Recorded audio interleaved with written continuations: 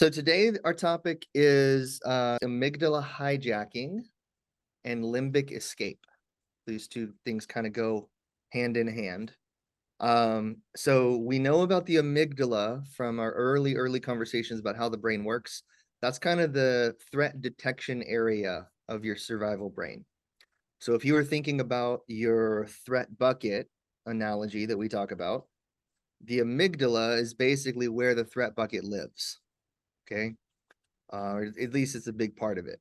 The amygdala and the thalamus really make up a lot of that threat bucket. The big idea of amygdala hijacking is that under most circumstances, the frontal lobe, like your cognitive brain, is supposed to be controlling or keeping your amygdala and your survival brain under tight, reined control.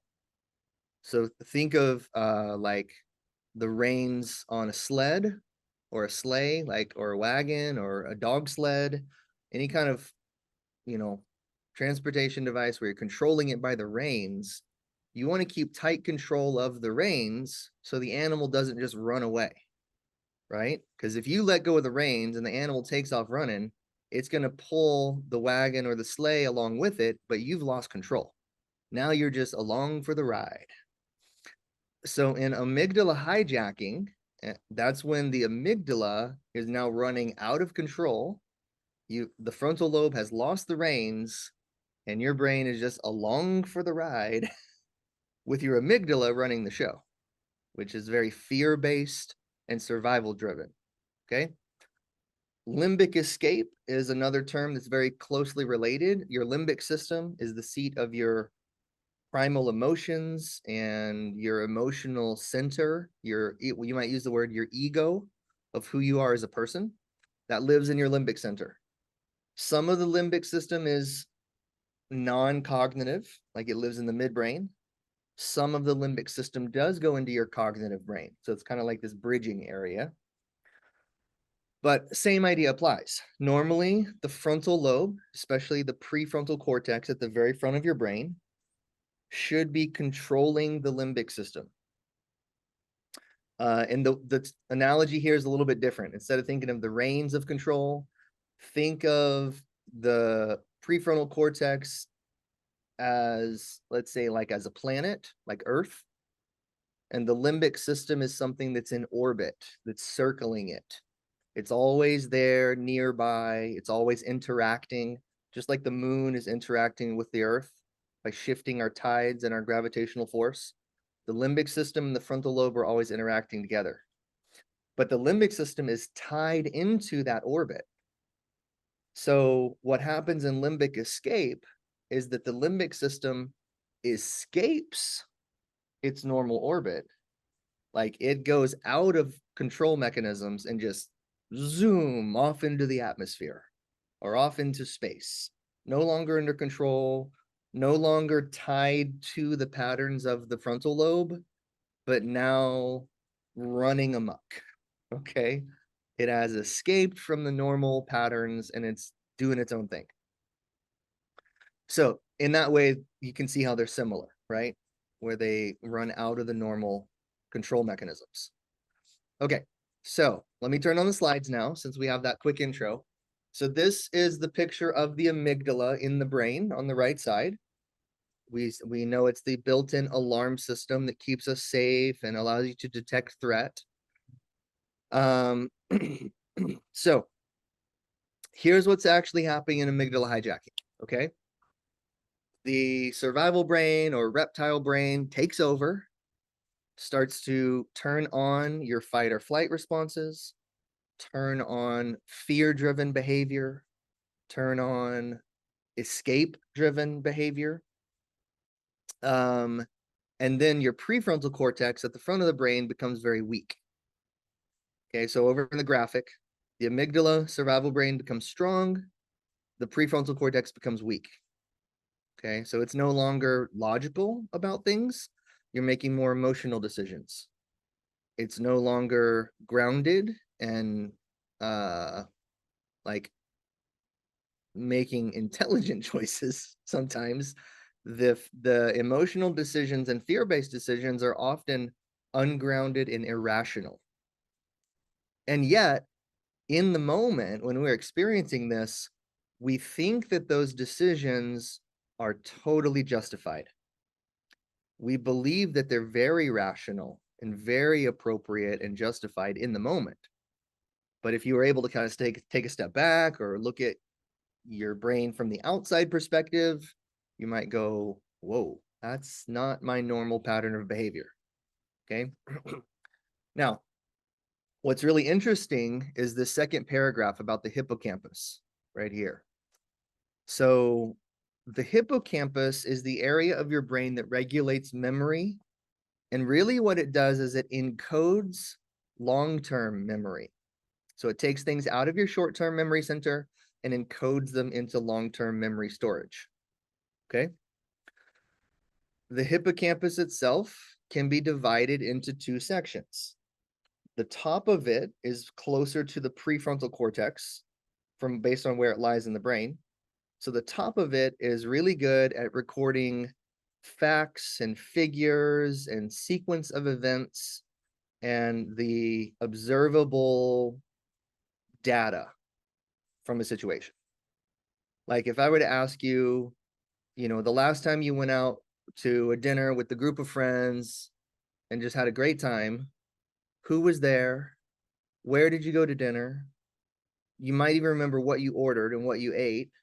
You might even remember what you were wearing or what your best friend was wearing, right? Like these data-driven questions, the who, what, where, when, that part of the hippocampus is supposed to encode those pieces of data into long-term memory. It's more like the thinking parts of the event, okay? The bottom part of the hippocampus is responsible for encoding more emotional content into long-term memory. So if I asked you about the same dinner, I would go, what emotions did you feel? How did it feel to see all your friends? What did you guys talk about and how was the conversation? How was your greeting time at the beginning? How was your leaving time at the end on an emotional level? And you could tell me, oh, it's so great to see so-and-so, and we just laughed and we had a great time and we reconnected. And it was kind of bittersweet to have to say goodbye because we shared a big hug, but we don't know when we're going to see each other again, blah, blah, blah. And you could tell me all those emotional things. So top of it is more data-driven, bottom of it is more emotionally driven. Everybody with me? So what happens in amygdala hijacking when the prefrontal cortex shuts down is the data-driven memory center also shuts down along with it. So when we're in amygdala hijacking or limbic escape, our hippocampus is still working, but it's recording more of the emotional content of our day-to-day life and our circumstances, and it's not remembering as much data. So it stores a memory with gaps in it. And then later down the road, if we are asked to recall some of that data, but there's actually gaps in the memory, our brain will try to fill in the gaps with what it thinks was there or what it thinks should have been there. So this is actually why in a lot of court cases at trial, eyewitness testimony is not viewed as credibly as it used to be. Because they'll ask a witness to say to a crime, what did you see? What did the perpetrator look like? What were they wearing? What kind of car were they driving? And that person will give very confident answers. Like, this is what I saw. This is what was happening. This is what they were driving. But then maybe they have a security camera footage of the same event and it's totally different. It's not a really large person wearing a red shirt. It's actually a person of smaller stature wearing a black jacket. It's not a white car that they were driving. It's actually a blue car that they were driving. And their eyewitness recollection is just flat out wrong. The reason that happens, and there's that discrepancy between the two, is that when they were in the moment, Yes, they saw everything that was really there, but what their brain remembered was more of the emotional context of the event, of how they felt about what was happening, the big emotions that were happening. It neglected to record the data because at that time their prefrontal cortex was shut down. It wasn't really encoding all of that stuff. So let's take that idea and think about what happens in our relationships, in our day-to-day life, or in our work. If we're in amygdala hijacking, like we're in high threat, have you ever gotten into an argument with like a partner or significant other of like, you said this? No, I didn't. I said this. No, you said this. No, I said this. I was there. I was there too. And you actually have different memories of the same event. That's kind of what we're talking about. Okay. So the more often the brain flips into this threat mode and goes into fight, flight, freeze, or into a heavy survival response, it's going to cause more and more of these situations to occur where our brain doesn't really remember what actually happened. It remembers what we think happened. Okay. Okay, so that's one thing that can occur. The hippocampus kind of goes askew and starts to record emotional data. We already said the other thing that occurs is we become less rational and less cognitive or less logical in our decision making. So all of our decisions about our behaviors, our finances, our relationships, our work, all becomes more emotionally driven and more fear driven. So do you make really good, solid decisions when you're afraid? No, definitely not, right? Does anybody watch Survivor? Any Survivor fans on the call? Not really? Okay. Have you ever seen Survivor before? You know the premise of the show? Whole group of people go to an island, and then every 1 or 2 days they come together, they have a tribal council, and somebody from the group gets voted off, right? So Kathy and I were watching Survivor last night. It was the last episode of the season we're watching. And so it's down to 2 people. It started with 28 folks on the island, down to 2. And they're arguing to a jury of their peers about why each of them should be crowned the winner of the show.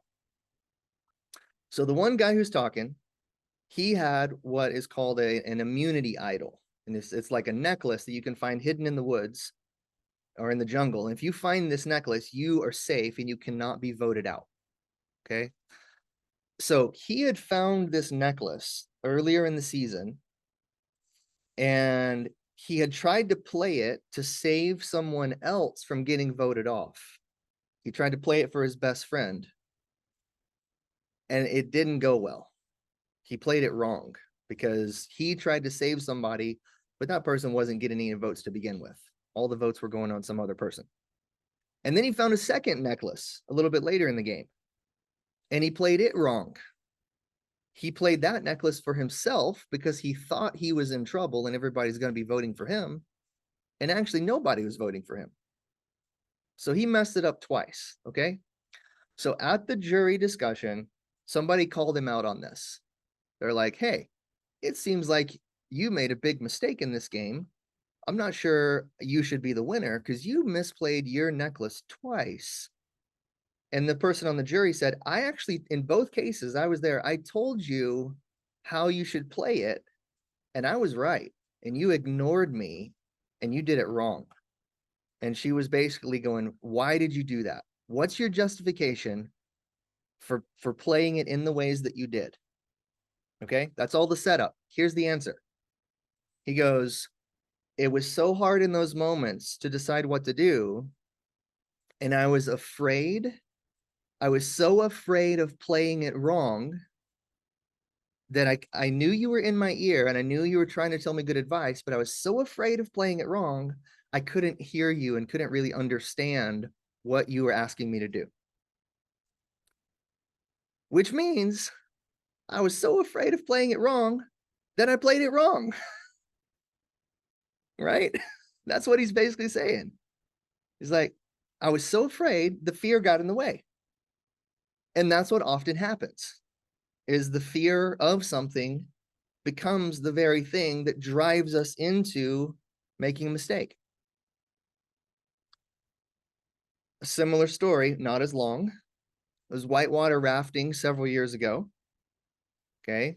Going out with my brother. This was at his bachelor party. We went whitewater rafting with a group of guys. The guide pulls us to the beginning of the run. He's got everybody circled around the boat. He's doing the little safety, talk. And he goes, here's what I want to tell you about our run today. The most important thing is when we get down to the bottom, there are these really heavy rapids. He goes, when we get to that point, your job is keep paddling and don't look at the rocks. He's like, there's going to be rocks everywhere. But if you look at the rocks, we're going into the rocks. Right? So he's like, you have to keep your eyes on the open chute, because if that's where you're looking, that's where the boat's going to go. Like your body is naturally going to paddle into what you're looking at. So if you look at the rocks, we're going to crash. If you look at the open chute, we're going to make it through. Same principle, right? If you're so afraid of the rocks, you're so afraid because you don't want to hit the rocks, what's going to happen? You're going to crash into the rocks, right? So in amygdala hijacking and limbic escape, our greatest fear often becomes the target that our brain is now going toward, because that's the only thing we can think about, right? We've said before in this group, this kind of clever phrase that without a target, it's hard to aim. Okay? Without a target, it's hard to aim. The guy who misplayed the idol did win Survivor, by the way. After he got grilled, then he turned it around and highlighted some other things he did, and he kind of won over the jury at that point. So he got all the votes and he won. Unanimous decision. Okay, so back to without a target, it's hard to aim. And a few weeks ago, Catherine was here and she's like, our brain runs on targets. It runs on goals. It needs a purpose. And that's absolutely true. So here's what happens in our brain. The thing we think about the most becomes the target that our brain is shooting for. So if you're thinking about where you want to go, you're thinking about a better future, you're thinking about how things are going to be different, you're thinking about the relationships that are going to be thriving and flourishing, and the work that is succeeding, and your health that is getting better. If that's what consumes your thoughts, that becomes the target that your brain is going to try to hit. But if what consumes your thoughts is the fear, what if I don't make any money? What if this business thing isn't successful? What if my health never gets better? I'm afraid that it's always going to be this way. I'm so afraid that I won't be able to fix this relationship. Just every time I'm so scared that it's not going to go right. And then it goes terribly. Like when that is the thing that is consuming your thoughts, that automatically becomes the target that your brain tries to make happen. Because your brain doesn't really, like, we're talking about what's called metacognition, thinking about our thinking. So when you give your brain a target by thinking about something, focusing on it, there's not another part of your brain that's going, is that a good target or a bad target? Like, it's not doing any level of metacognition without you over on the side. Okay? It's not like, Polly, that might be a bad idea. Catherine, maybe we should reset our target to a positive focus. No part of your brain is doing that. When you give it a target, it's like, all right, cool, that's my target. Here we go. I'm going to make it happen. It's like, what's really going on is your brain's like, you're thinking about this thing a lot. I think we should probably make this happen. It just goes with the flow. So we need to be our own observer and judge of our thoughts so that we can decide, is this a good target or a bad target that my brain has been focusing on? Everybody with me? In order to do that, we have to have our prefrontal cortex turned on.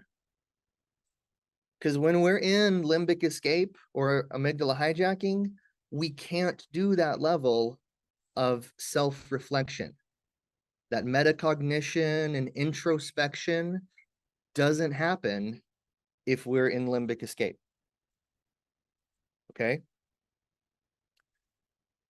So that's the foundation of like, why is this so important?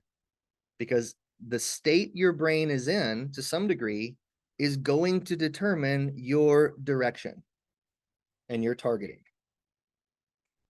So we want to make sure that our targeting is in the direction we want it to be, rather than in the direction that our fears or doubts are pulling us, right? Here's the tricky part. When you're in high threat, limbic escape, amygdala hijacking, survival mode, you can't just think your way out of it. You can't mindset your way out of threat and go, oh, I'm just going to journal. I'm just going to do more self-reflection. I'm just going to do more meditation. I'm just going to do more breathing and like try to be at peace. And then my mindset is going to fix itself. That type of stuff doesn't work, not completely. Like maybe a little shift, but it doesn't really switch the state of your brain. The way to get your survival brain out of survival mode is to speak the language that your survival brain speaks, which is not English. That's why we say you can't talk it out of threat. It doesn't understand spoken language. English, French, Spanish, German, whatever language you happen to speak. Swedish, you know, it doesn't understand spoken language. What your survival brain understands is the language of sensory inputs. So when you want to have it calm down, it's kind of like calming down a child, right? How many of you have kids? How many of you have seen kids before? Okay, there we go.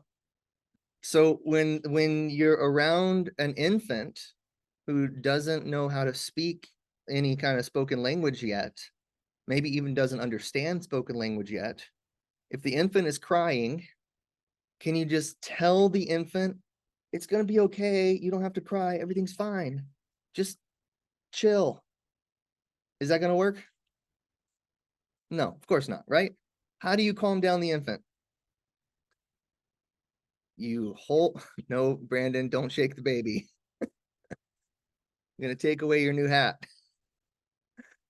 You gently pick up the baby. You hold it close to your body, right?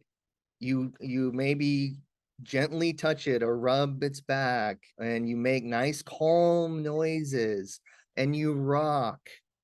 Basically, you use your body in order to help regulate the infant's body.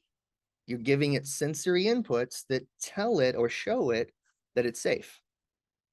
You're showing the baby nervous system that they're safe. And you're demonstrating that through these actions that you're taking. That's the same thing we have to do for our brain, for our survival brain.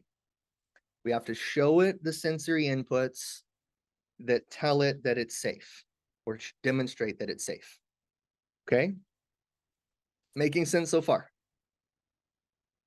Okay, let me turn the slides back on just for really quick. I have one more thing to do here. So this is kind of the same idea, just in a different slide, okay?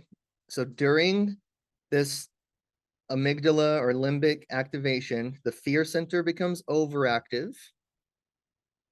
The thinking center at the prefrontal cortex up here becomes underactive. The self-regulation center becomes underactive. That's self-regulation of our actual emotional regulation and nervous system regulation. It's also regulation of our thoughts. So that all goes out the window. Our interoception center becomes dysregulated. So we have difficulty feeling what's going on in our body. And then, like we said before, our memory center becomes underactive. Okay, so this is similar to what we talked about on the previous slide right here. So same idea, different picture. Now, here's the cycle that happens, and it just gets into this cycle over and over and over and over. There's a trigger, there's a response, physical, body, and mind response, changes our blood flow, changes the hormones and the electrical signals in our brain. Everything gets weird. That helps actually generate acute stress and drives us into our fight or flight, freeze, or flop, the F responses. That makes it easier to be triggered again. So we'll stay in this cycle until we find a way to demonstrate our brain that we're safe. The takeaway here is, in my opinion, and this one just comes from experience working with clients and friends and family. This is not from a research paper or anything like that, but in my experience, people are actually in limbic escape far more often than they realize. We get into, it doesn't have to be a full-blown amygdala hijacking, okay? If there were a difference in these two terms, limbic escape, amygdala hijacking is a little more severe. It's a little bit more of a full-blown fight or flight, or I'm just completely driven by fear in the decisions that I'm making. Limbic escape is not that severe. It's more that I am emotionally driven, but not to the point of fight or flight or freeze. Okay, so slightly less intensity. But it's because of that, it's also easier to get into limbic escape without quite recognizing it.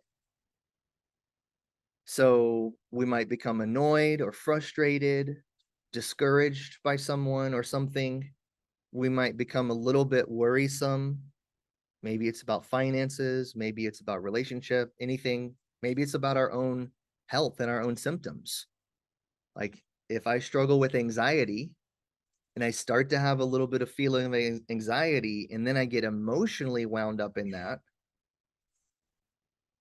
then that emotional wind up is going to probably drive more anxiety, right? It fuels itself. On the other hand, if I can notice, be aware of when I start to experience a little anxiety, and then be aware that my emotions have kicked in and gone, uh-oh, I'm feeling anxious. What if it gets worse? What if it gets better? I don't know what's going to happen. And if I can be aware at that moment and then start to insert some neuro tools and sensory inputs, basically I can break the pattern. I can break the cycle and not get stuck in that loop of triggering the emotional response again and again and again and again and again. But at some point, I have to recognize what's happening so that I can provide sensory inputs, neural stimulus and drills and exercises, and do something to show my nervous system that it's safe. That's where your high payoff drills come in. And the conversation you had last week with Brandon about how to reset the nervous system, that's where that concept comes into play. It's like, now I know how I can do that.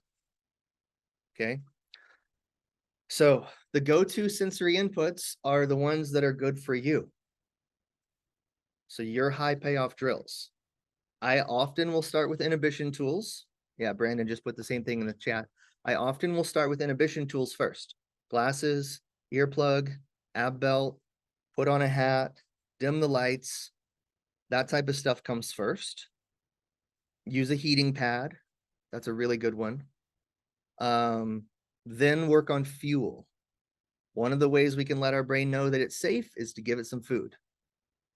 Because if you were running from a tiger, that'd be survival mode, right? Run from the tiger. If you're running from the tiger, is that the time to stop and have a snack? Probably not, right? You can like eat on the run, right? You might reach into your bag and pull out whatever it is you have, beef jerky or some kind of nuts or seeds or something you can eat while you're on the move. but it would not be the time to sit down and have a nice slow meal. So when you stop and refuel, that can tell your brain, I'm not running away from anything right now. I'm not being chased. This is a safe time. Okay, so refuel and then try sensory inputs like skin stimulation, like with a cloth, like light touch skin stim, breathing as a sensory input, maybe some visual or vestibular stuff if those are good for you. Depends on how you assess and reassess with stuff. Okay. And finally, once you've given some sensory input and the survival brain is calmed down a little bit, then you can reactivate the frontal lobe and turn it back on with some frontal lobe targeted drills, like the isometrics, the visual drills like coordination chart, Stroop test, saccades, that type of stuff. You can turn back on the frontal lobe. But if you tried to do this in the opposite order, you recognize you're in kind of a threat mode and you go, oh, I need to reactivate my frontal lobe, and you go directly to those drills, it's probably not going to work. You're probably going to crash even harder because now you've created a tug of war between your frontal lobe and your survival brain because the survival brain did not get calmed down first.